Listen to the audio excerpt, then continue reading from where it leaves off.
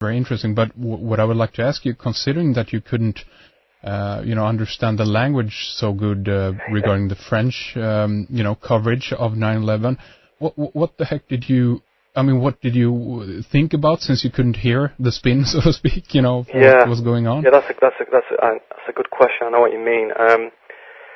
I think the thing that was most suspicious about it was, initially when I looked at it, I thought, it's incredible how anybody's managed to get hold of a plane or, several planes and perform this technically very, very difficult maneuver. Mm-hmm. And I thought that was strange, but what was even stranger was that within a very, very short space of time, considering that this happened, AM in the States, was that within 60 to 90 minutes, the connection was being made with a, relatively unheard of to the public terrorist organization. Mm-hmm. And they were showing footage of people jumping up and down and cheering, Arabic people with different coloured skin and different types of clothes and carrying rifles, jumping up and down in the street. Mm-hmm. And I just felt it was a very crude and very unintelligent piece of journalism, and it across all the stations. And I thought, this is almost reached the point now, and this was the paradigm shift for me, where the people creating this illusory world and this illusory event, mm-hmm. which was not, of course, as it appeared to be, the people creating that can almost not be bothered disguising their treachery to any great degree. So they just put forward a very, very kind of, primary school, elementary school sort of explanation that 90% of people might swallow, but a good proportion knew that it was nonsense. And I was stunned at the level of unintelligence involved in that. So yeah, I mean, and that came out later, actually. It seems to be that they were showing these kind of pictures all over the world, basically, at least in the Western world. And it came out afterwards that the reporters on some of those clips had actually faked the entire thing. They have actually asked, basically, they've gone down to some village. I can't remember exactly where this was. It might have actually been in Iraq or Saudi Arabia or somewhere. Yeah, when they asked them basically to, Saddam's statue down, and that was all staged, yeah. Oh, yeah, sure, yeah. But I mean, directly after 9/11, they said, okay, can you, holler in front of the camera or express joy or whatever, Yeah.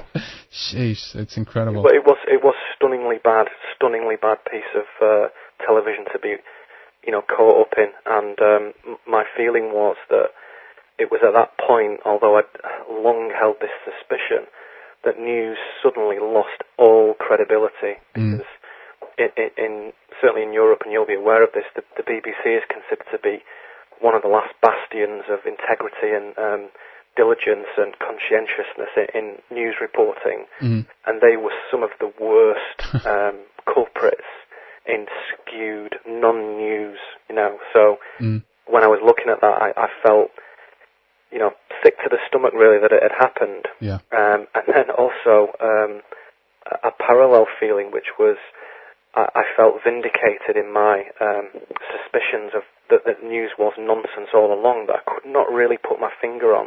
And now I had this very, palpable, event that can now be evidenced clearly that there were no 19 Arab hijackers. Many of them were reported still alive and, puzzled, walking around Saudi Arabia. And I've still got that BBC News article linked up somewhere. And, all the things we have now discovered about the building and steel temperatures and so on and so forth. So there's hundreds of good websites and hundreds of bad ones, but lots of information on 9/11 that if somebody can be bothered to spend the time to do it, it is clear in the first 15 minutes that something is badly wrong with the official version. Oh, yeah.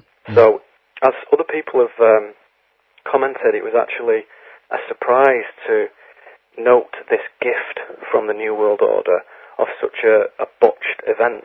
So although in execution it was successful, its effect, its mega ritual effect was successful, but it also served as a gigantic awakening event for all those who were on the edge Yeah. And that seems to be an incredible gift that was given to us. It's pretty bold of them to do something like this, because I mean they have to, if it is true that they're running supercomputer, what do you call it? That they're running these scripts on how the reality will play out and so forth. Yes. I mean, something in there must suggest that an event like this would actually tip a few people over, so to speak. What do you think? Yeah, that's right. I know what you mean. If they modelled this on, supercomputers that model all potential outcomes, I think pretty early on, even if you just had 10 people sat around a table, somebody would say, but won't this serve to awaken, those who had suspicions? Yeah. Well, okay, we won't do that then. Yeah. So for whatever reason, that was considered an acceptable outcome, aside from the other main purposes of it. Mm. It's a long description of why I'm here, but I think everybody can relate to those things. Oh yeah. The Matrix is getting on for 10 years old or thereabouts since it was actually put together. Sure. But it was at that time that I realised, as I say, this was not a personal path. It was a path that everybody is actually on, and some are more aware of it than others. But as I've gone down my path, I've realised that everybody has this same goal, which is to a point of greater awareness and a point of ultimate transcendence. Yeah. And I think that is a natural state of human existence. And although we may look around at some of our fellow human beings and wonder why they aren't interested and why they seem completely, nonplussed by the whole thing, I would suggest that any apathy of that nature is an artificial state of being and is a signal that something has been suppressed in that person. So you do tend to find that those who are deeply uninterested are still pretty plugged into the grid somewhere, whether it's news or current affairs or popular culture or popular media. And there has to be some disconnect from that before people have the sort of courage to recognize that curiosity and exploration and personal sacrifice and group collective consciousness is okay. It's normal. That's what everybody really deep down is all about. So I have more faith in people than I used to do, because I realize now there is a good reason why so many people seem so thick and stupid. It's not entirely their fault. Sure. There is an active campaign to keep people that way. Oh yeah, definitely. Some would say that the 9/11 events was also kind of a signal for the beginning, I guess, of the end, or the apocalypse, basically, or the unveiling, as you refer to it in your article about 2012 and rebooting the planet.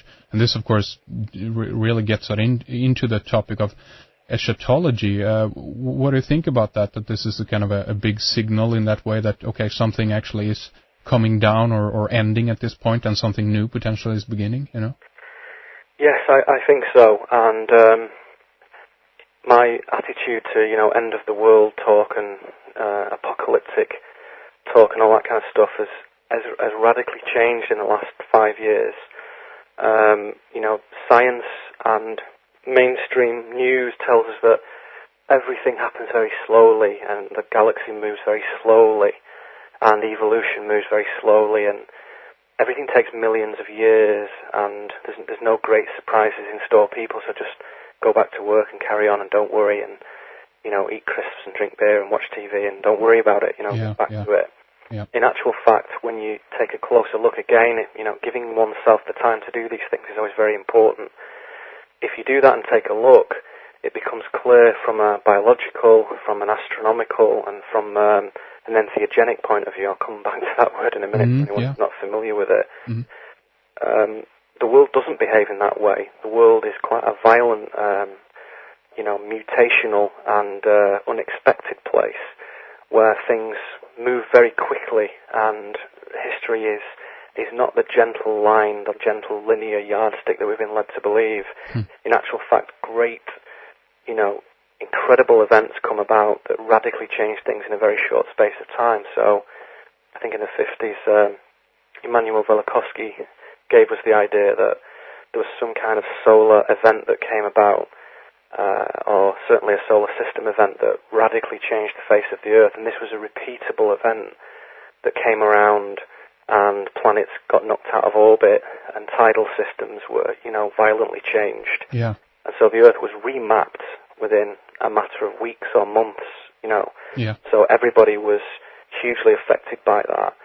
And a lot of the ancients would try and give us their knowledge of this event, which had been built into buildings and structures and pyramids and so on. Yeah. So if you want to approach it from that point of view, that is quite end of the world-ish. However, it was really the works of people like Ian Lungold, who was a kind of a Mayan researcher and a guy who was just, generally interested in the mind, and Carl Johan Kallman, Sure. who brought to my attention the whole idea of the Mayan calendar, which is, probably people are bored of hearing about this. So 5 years ago it was much more interesting. Nobody was really that into it, but now many people are aware of it. Sure. The key thing that changed my attitude to eschatology, the eschaton being the event at the end of an age or the end of time, and eschatology being the study of final things. The thing that changed my mind to that was the understanding that Ian Lungold and Carl Johan Kallman put forward, which was that the key temples in Mayan civilization, which is the three key ones, the Temple of Inscriptions at Palenque, the Pyramid of the Jaguar at Tikal, and the Pyramid of Kukulkan at Chichen Itza. These represented in their 9 layers the calendar, the Mayan calendar, and each layer indeed represented a period of time, if you want to think of it in linear Western terms, and a period of consciousness, if you want to think of it more accurately in the frame of reference that the people who built it were considering at the time. So what we end up with is a model of consciousness where the Mayans mapped those stages and those events to historical time and to linear time as we would know it. So each stage represents a whole kind of raft of human development or galactic development. So to explain that a little bit, one of the early stages would be to do with cellular creation, which lasts, an incredibly long time. Oh, yeah. From zero to the creation of cellular life. Kallman was suggesting 16.4 billion years. And his calculations were based on artifacts that the Mayans had left, where they measured time in huge units of different measurements. That they had tons and pictons and ketons, and each layer was roughly kind of 20 times shorter than the next one. So the next mammalian development cycle above the cellular one lasted 820 million years, and then there was family and tribal and regional and national and planetary, and it grows and grows and grows until it reaches a point which, is December the 21st, 2012 or thereabouts, where the cycle of individual consciousness moves to a kind of galactic and universal level.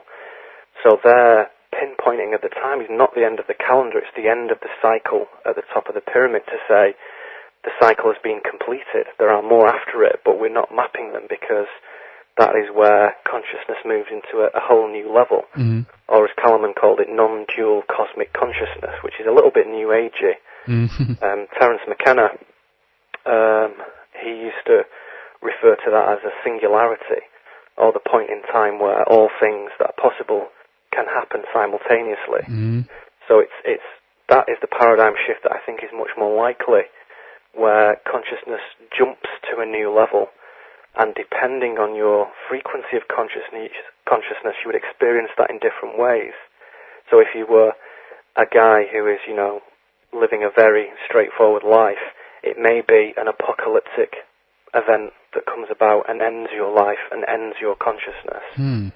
If you are a serene,